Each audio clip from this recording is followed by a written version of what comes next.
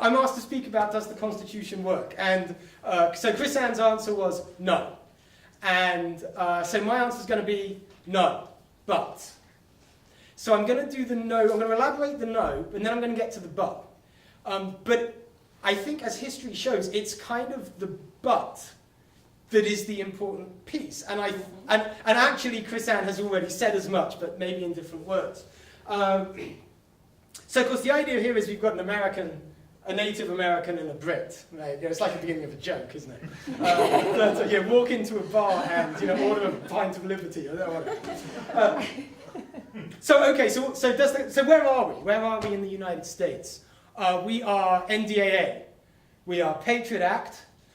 We are whatever these strange Federal Reserve notes are about. We are the surveillance state. We are in fact now a big red line through pretty much every Bill of Rights, every right in the Bill of Rights, pretty much.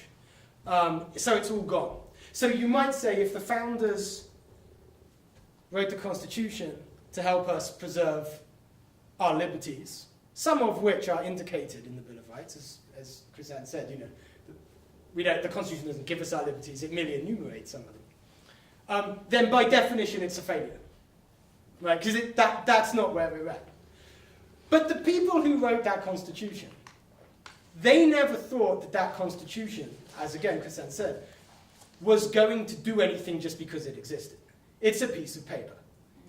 You might say it's a set of ideas, but neither bits of paper nor sets of ideas have any value unless somebody does something with them, right? I mean, that's kind of obvious. So it's kind of like saying, I have a power drill. Does the drill work? And it's sitting in the box.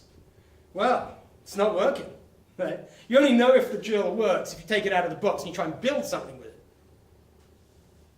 So, and I think in the injunctions that the founders made, and have been made through the ages, as we have written documents that point to liberties, they've always said, it isn't, we'll give you the drill, but it's not about the drill. It's about the person who takes the drill out of the box and uses it when you need to use it. So KrisAnne used the word tool. The Constitution is a tool. But it's kind of not fair to assess it, right, as is it working, is it working when it's switched off? Right? What would happen if we took it out of the box and used it?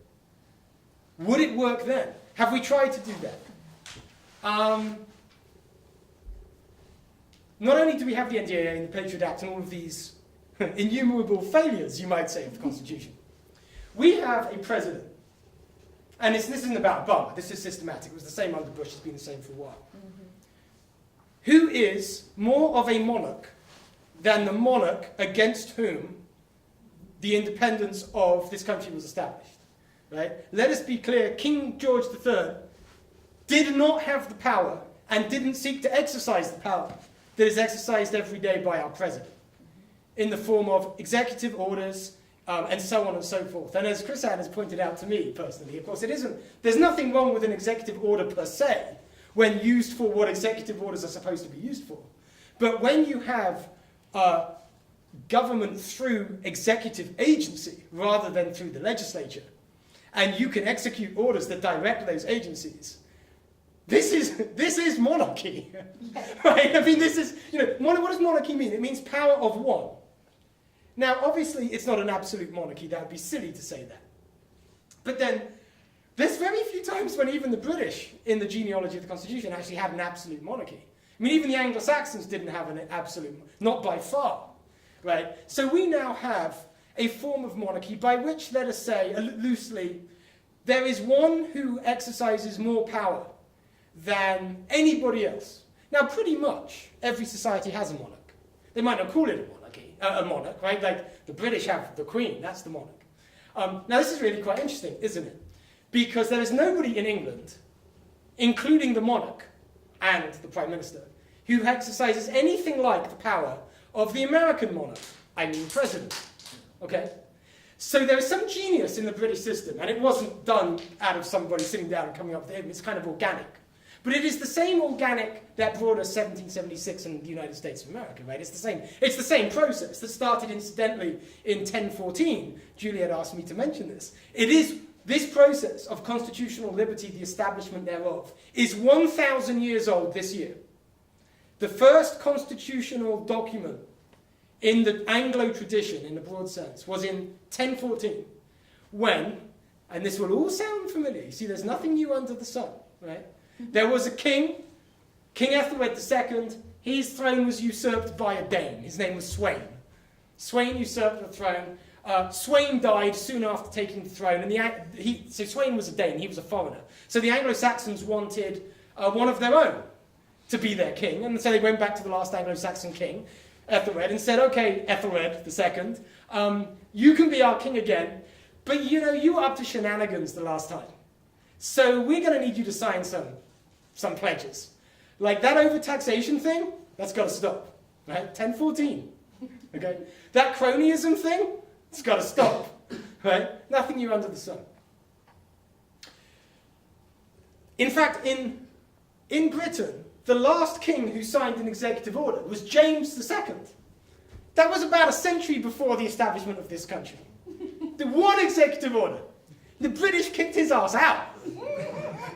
They called up this dude in the Netherlands and said, we want you because our guy's up to all kinds of shenanigans, right? Okay.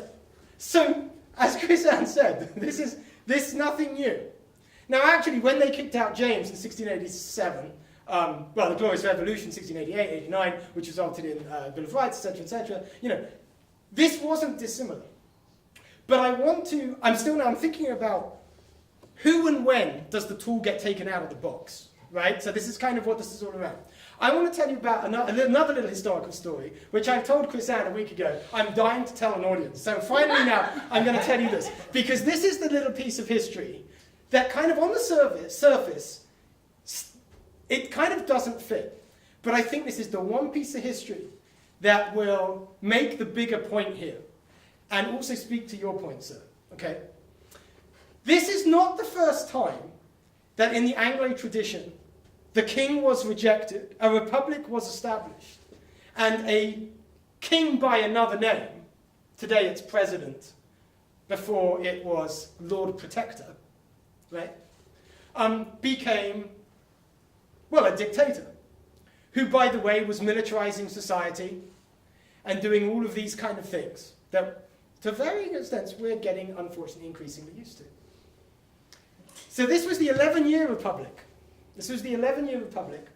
And basically, I'm talking obviously about Oliver Cromwell. And Oliver Cromwell was, he was a tyrant, and that became increasingly evident through his republican rule. And even the few cronies that he had packed the rather bare-bones parliament with to support his rule, they realized this was getting really, really bad.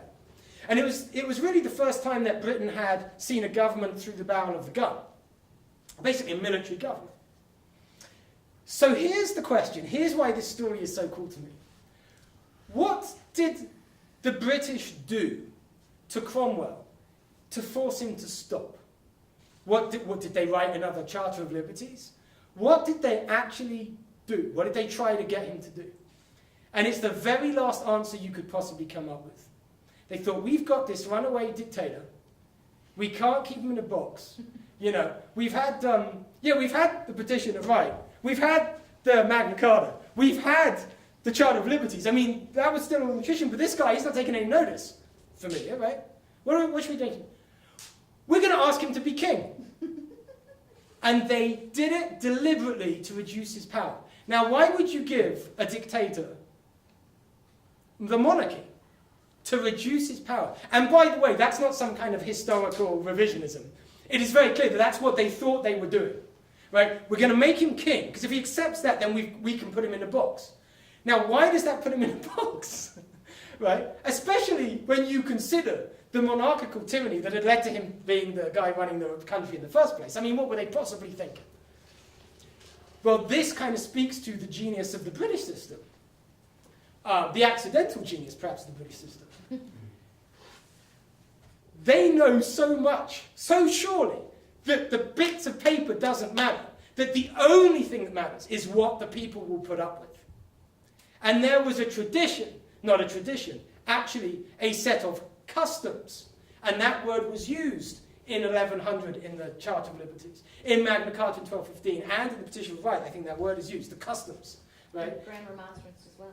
And okay, the Grand Remonstrance. So all of these, all of these statements of liberty, the genealogy of our Constitution, have this idea of customs. You're talking about customs. This is what unites us actually in our liberties. And then somebody said it's the common law. Yes, it's the common law. Now, if you're worried that it's lost because the Minnesota writes law that abolishes the common law, for example, obviously we're being governed as if it doesn't exist, right? So it's all over, right? I mean, it's all over, because if we don't have that, we don't... It's always been like that. That is the journey, right? That is why there's even anything to talk about, right? Jefferson said, it is in the natural progress of things for liberty to yield and government to grow. Well, what does liberty, yield, and government grow looking like? Well, it's like throwing out the common law, right, etc., etc. So the genius of that move, it was called the humble petition and advice. So, Cromwell, please accept, humbly we advise you and petition you to accept the crown. Because they know that the people of England, they already knew what the people of England thought about kings. The people of England were already like, yeah, we know what to do with them. We know they're dangerous. Nobody knew what a Lord Protector was. So maybe we kind of suffer a little bit from the complacency of the Constitution of the United States, right? It's like we have this sublime Constitution, and it is sublime. I mean, it is, to me, the best distillation of this tradition that started 1,000 years ago. And it clearly was that. You can actually go through the genealogy, and please do, if you haven't listened. I know many of you are KrisAnne fans, like I am, but if you haven't listened to her, listen to her, because she goes through this. In these kind of step changes toward the Constitution, towards the expression of liberties that are our Constitution. It is our Constitution. You have these, you can see specific pieces. I mean, you can actually see, sometimes in some places verbatim, the lines that appeared in the Declaration of Independence or in the Bill of Rights. So, when did those step changes happen? I mean, we're not in a new situation, right? We have a document that encapsulates our liberties, and because it's not being followed, we're in this room and we're getting upset. Well, that is what it's always been. Since 1014, there's always been the document, right? When does the tool get pulled out of the box? Because as Jefferson said, liberty yielding, government growing, what that means is as soon as the document's written, the state against whom it is aimed will ignore it. The founders knew that in writing the Constitution, they weren't changing the nature of people, they weren't changing the nature of power. They were saying, okay, this is the best power drill yet. We've looked at power drills, right?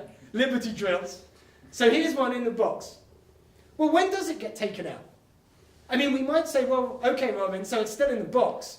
If we haven't taken it out yet, do we even know if it works? Well, maybe that is the answer to the question. Maybe it hasn't been taken out of the box yet. Because each of those documents, those steps in the genealogy of the Constitution that brought us to 1776, were reasserted multiple times. And often, in the next one, the last one was specified again, right? The writing of one of these, the establishment of liberties, the writing of liberties, was never enough. It always had to be pressed and pressed and pressed again. The Magna Carta was pressed hundreds of times in the 2 centuries following, right? Because that's the only way it can work, and the founders said that. We, the people. So what's going to make us do that? It's the wisdom of those parliamentarians that asked Cromwell to be king. They wanted Cromwell to be king because only the people could put him in the box. Only if Cromwell was king would the people realize that they had to activate those ideas that were in those documents. So here we are now. What makes people activate them? I mean, when will we pull the power drill out of the box and try to do something with it? Well, and this speaks to the point, it's too late. Do you know how many people I meet who think exactly the same thing as you? Do you know what? You're so not the only one. Right? There's quite a lot of us, and the numbers are growing. And again, through history, nothing new under the sun. When do the numbers start growing? When do we stand up to the thing that Jefferson said would always happen, Constitution or not? Because Jefferson didn't say liberty will yield, government will grow, unless we have this really awesome Constitution. Right? They didn't think that. We heard a quote today about from KrisAnne, Samuel Adams, saying it's all about the knowledge and the virtue of the people. Really, that's it.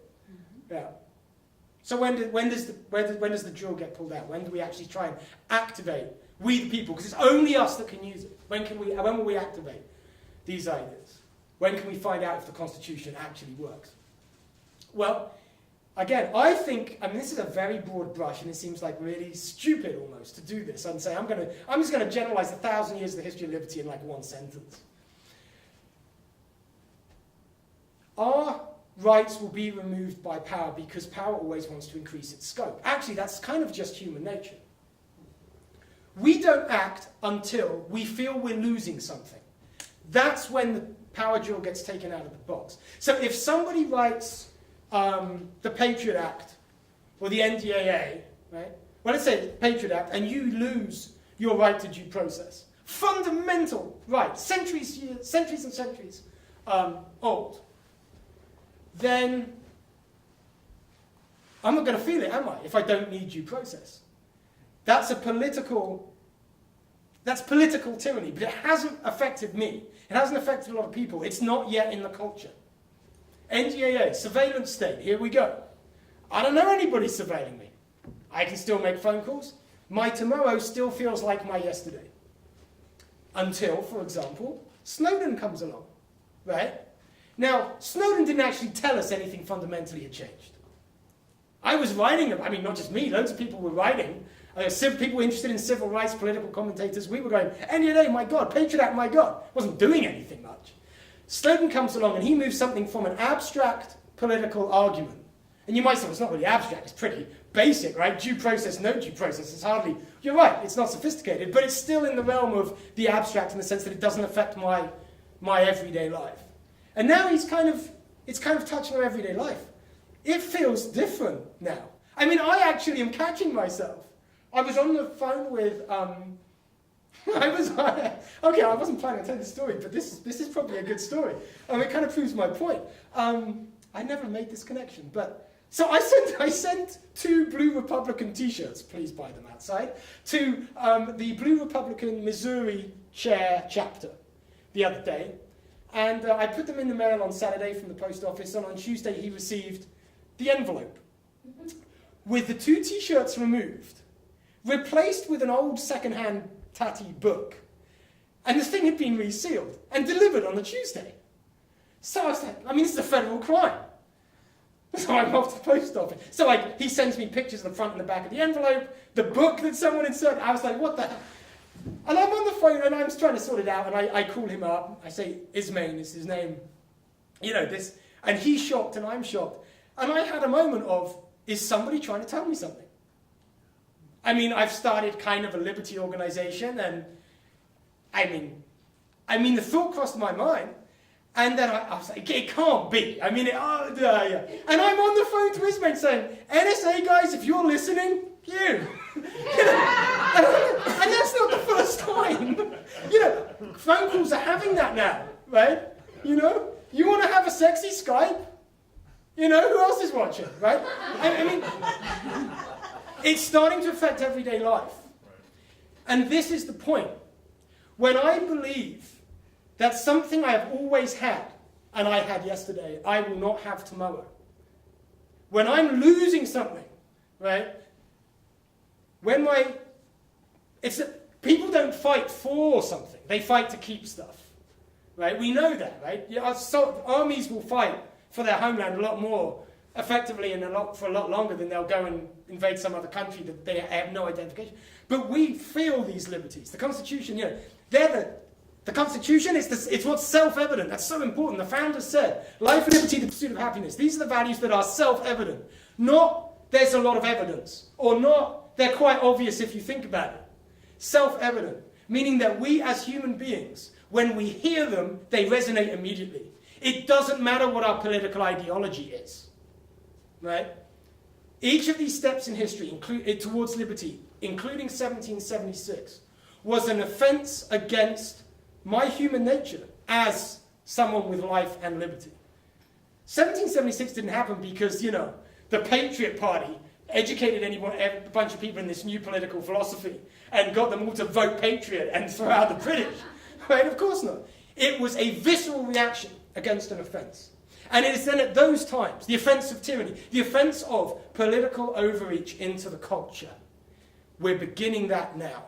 I think we're about to find out, therefore, if the Constitution works. Right? But actually, also, well, let's look at history. When we've been here before, in these instances that brought us the Bill of Rights, that brought us the Magna Carta, that brought us the Charter of Liberties, that brought us the Petition of Right, that brought us even the humble petition and advice, where they kind of did a weird one. It was that harnessing of just a basic, we've been pushed too far, we're going to push back. And in each case, in knowing that they're against the wall, the people are against the wall, that is when they look to what is in their civic identity. This is true in the Anglo tradition. I don't think this is true in all cultures, in all traditions. But in our tradition, going back 1,000 years, consistently, we pull the drill out of the box, right? Magna Carta got pulled out of the box so many times for hundreds of years, the Bill of Rights and so on and so forth. That's what they were doing at the time of the American founding. They were pulling out of the box those drills, right? I'm pushing the drills analogy a bit much. I hadn't planned on doing that, but you know what I mean. It's the tool. But actually, here's the problem here, and here is the but. So it doesn't work until you turn it on, you put it out of the box, and we're going to see, when we're pressed and we're backs against the walls, and we will look to our identity, our civic identity, our liberal, in the proper sense, small L identity that's in these documents. But actually, the Constitution is actually working even whilst it's in the box, I think. Because I couldn't do what I do. Bringing people together across party lines.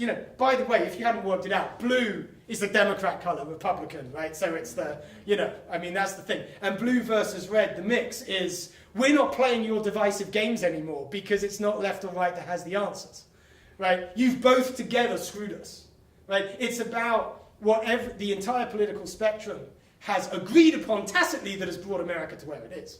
People are starting to wake up. My article got traction in 2011. You voted for Obama because you like civil rights, crony corporatism, and you don't like preemptive war. Hey, guess what? Now you've seen Obama. Cross-party lines. That works. All of these people on, I call them the soft left, went to Ron Paul because they just realised the typical accounts don't work anymore. It's what happens when the backs are against the wall, right? And it's really interesting. We're really seeing this. The culture really is starting to feel it. And we're seeing that not just one side is the problem, and not just one side is therefore the solution. So I said, but the drill works even whilst it's sitting in the box. Why? Because people who see this, who feel like this, they kind of know what the drill is. They know what the Constitution says. Right? It is in the culture here. These ideas are in the culture. The ideas that inform the Constitution, they are out there in mainstream media. People do just talk about, without thinking, freedom of speech, right to due process. Now, in the country that I come from, although in Britain, I think that you couldn't get away so easily with the kind of governmental tyranny that you can get away with in the US, precisely because actually, and this is a cultural phenomenon, it's a cultural phenomenon that Americans are actually very deferent towards authority. The British really are not. That makes maintaining liberties in one respect in England a lot easier, right? Americans, I think, can be pushed farther, and they don't want to offend people. The Brits are much happier to offend, especially people with power. Not so much here. But on the other hand, in Britain, we do not have in the mainstream culture the concepts that are just kind of everywhere here. The concepts that are in the Constitution. The concepts that are in the Bill of Rights. And it's absurd when you think about it, because the tradition that brought us the Constitution is entirely British, right? Let's be clear. The American Revolution was actually not a revolution in the sense that most people think the word means, in that, we rejected all of that and went off and did something completely different, right? That wasn't the case. It was a revolution in the exact sense of the term. A wheel revolves when it goes all the way around and back to where it started. The American Revolution was a revolution in that sense, in the correct sense. Those founders were conservatives, but what they were conserving was a liberal tradition. No wonder the left-right thing doesn't work very well, right? They were just trying to protect their birthright. And as always, the birthright of the people, the traditions of the people, the customs of the people,